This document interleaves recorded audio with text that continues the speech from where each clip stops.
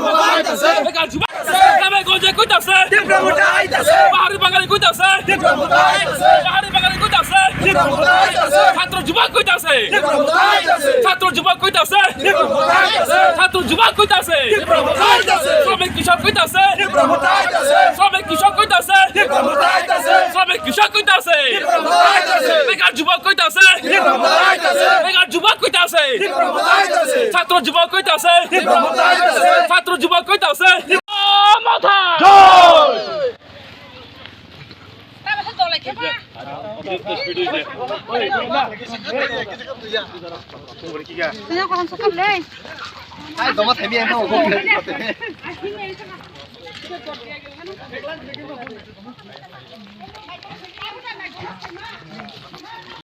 ছাত্র যুবক কইতাছে, গ্রাম পাহাড়ে কইতাছে, গ্রাম পাহাড়ে কইতাছে, গ্রাম পাহাড়ে কইতাছে, ছাত্র যুবক কইতাছে, ছাত্র যুবক কইতাছে, শ্রমিক কৃষক কইতাছে।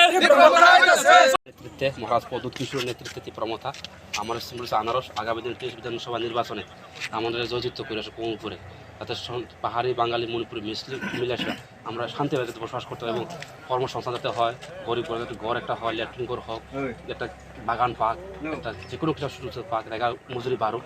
আমরা চাই আগামী দিনে এই সরকারটা আনেন এবং গরিব মানুষের কাজ করার সুযোগটা একটা দেবেন আগামী 23 বিধানসভা নির্বাচনে। এই অনুরোধ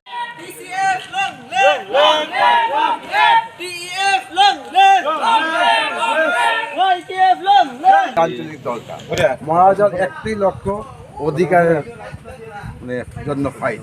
এই অধিকারের ফাইটের কারণে এইবার তীব্রমথা এইবার 23 নির্বাচনে লড়ব।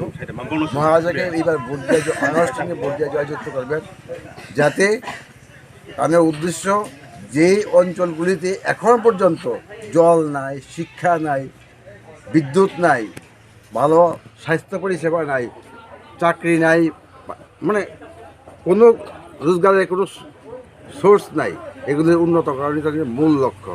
তো এইবার লক্ষ্য পূরণের জন্য ভোট দিয়া এইবার তীব্রমথাকে জয়যুক্ত করবেন, অনুরোধ রইল।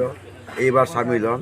সব দেখলেন তো, বিজেপি দেখলেন, সিপিএম দেখলেন, কংগ্রেস দেখলেন, এইবার তীব্রমথাকে দেখেন, রাজার উদ্দেশ্যকে সফল করেন, অনুরোধ রইল। Long live! Long live! Long live! Long live! Long live! Long live! White Dave, long live! Long live! Long live! White Dave, long live! Long live! Long live! DW, long live! Long live! Long live! DW, long live! Long live! Long live! আসন্ন বিধানসভা নির্বাচনে মহারাজা আদালতে vote দেন।